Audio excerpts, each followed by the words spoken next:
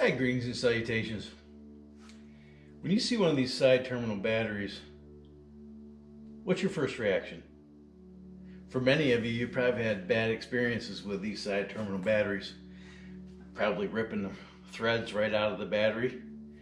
But today I want to show you a hack that will eliminate most of the problems that you may have experienced with a side terminal battery. But first,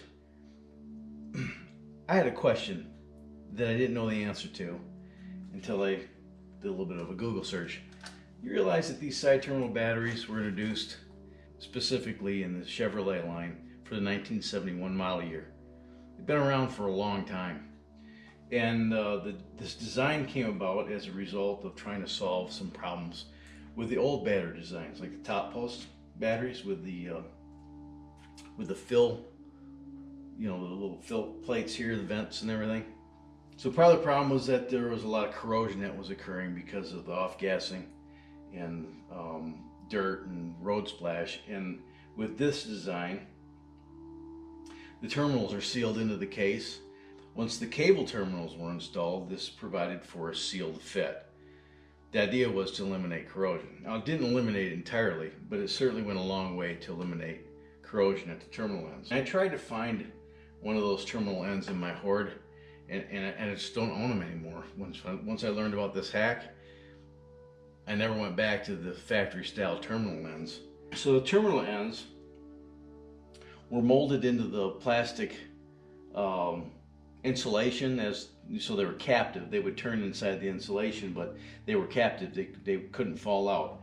And they had a standard 3/8 by 16 thread with a 5/16 head. And a lot of times people just get on with vice grips and they'd round them off, or they would over tighten them. And the reason why it was a 5/16 head was to discourage over tightening, but never fails.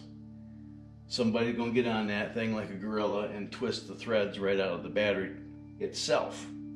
One of the other thing that really sucked about these GM style battery terminal ends is that you only had a 5/16 head to attach it to. Now, there was also a little ring that was machined into that, and jumper cables were manufactured with a little flip out thing that would clip onto the battery terminal end, because you just couldn't get the alligator clip to clip onto them.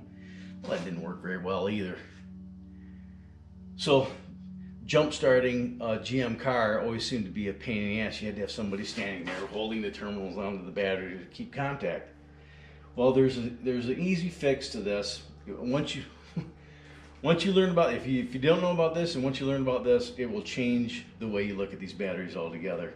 It solves both of those problems, both with stripping out the threads, and it provides a positive place to clip a jumper cable. This part isn't completely necessary, but I usually end up cutting the factory terminal off altogether and replacing it with a regular ring terminal.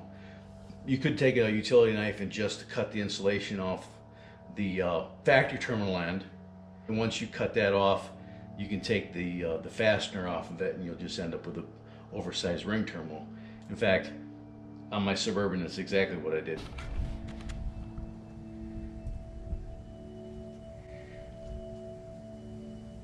I'm using a battery that originally came out of the blue Jeep. It's a top post battery, and I've been swapping that between here.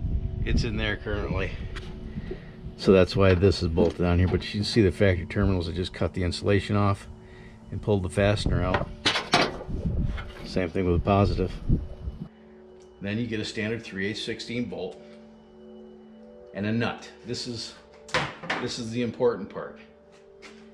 You take the bolt, you thread on the nut, and you put it on all the way.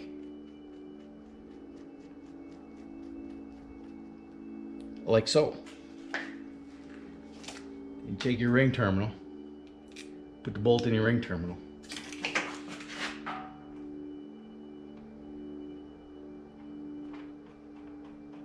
and thread that bolt in till it bottoms out. Now this 3/8 bolt is threaded all the way into the bottom of the bore, and you still have this nut here to tighten down. Now you're not actually working against the threads trying to tighten this down. You've got this thing bottomed out.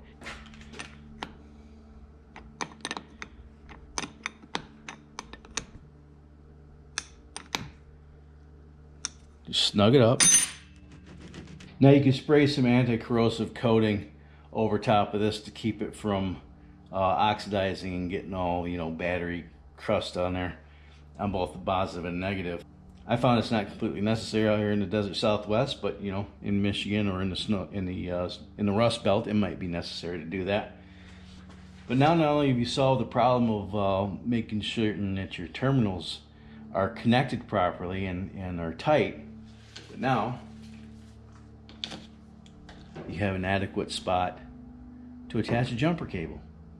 For about, I don't know, less than $1, you can get a couple of 1-inch 3/8 by 16 with 3/8 coarse thread bolts and a couple of nuts, and either replace your factory terminal end with a standard ring terminal, or just cut the insulation off like I showed you over there on the Suburban, and use that instead, and just thread those on there. Use the nut as a jam nut to tighten down the terminal end, and you've eliminated the possibility of over tightening and pulling the threads out of the battery itself, and you provided a good anchor point for your jumper cables in the event you ever need to jump start your vehicle.